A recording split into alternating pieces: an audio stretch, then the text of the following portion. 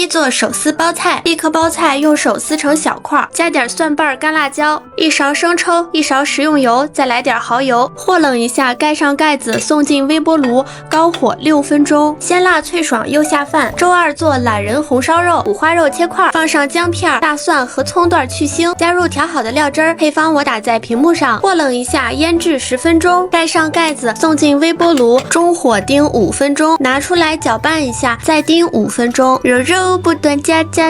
到厌倦。这样做出来的红烧肉汤汁浓郁，超级下饭。周三做青椒土豆泥拌茄子，茄子用手掰成小块，青椒也掰成小块，再来一个大土豆，盖上盖子锁住水分，放进微波炉，高火8分钟，按照屏幕上的配料调个酱汁儿。不吃香菜的可以不放，和冷一下备用。小心烫手，我们用筷子把茄子撕成小条，再用勺子把土豆压成泥，加入调好的料汁儿，搅拌均匀，掰一个大馒头，加上青椒、茄子、土豆泥，开吃。周四做蚝油小青菜，洗干净的小油菜放入碗中，倒适量清水，盖上盖子，送进微波炉，高火叮5分钟，取出沥干水分，加1勺蒜末、1勺小米辣、1点蚝油、1勺生抽，再来点食用油，和冷一下，直接送进微波炉，再叮1分钟就完成了，清爽不油腻，减脂期也能吃。周五做清蒸鳕鱼，放上姜，撒点盐，再放一块鳕鱼，再撒点盐，铺上点姜丝儿、葱丝儿、红椒丝儿，淋1勺黄酒，盖盖送进微波炉，高火叮4分钟，取出淋1勺蒸鱼豉油，再泼上热油，激发香味儿，趁热吃一口，超级鲜嫩，肥美不腻。周六做酸汤水饺，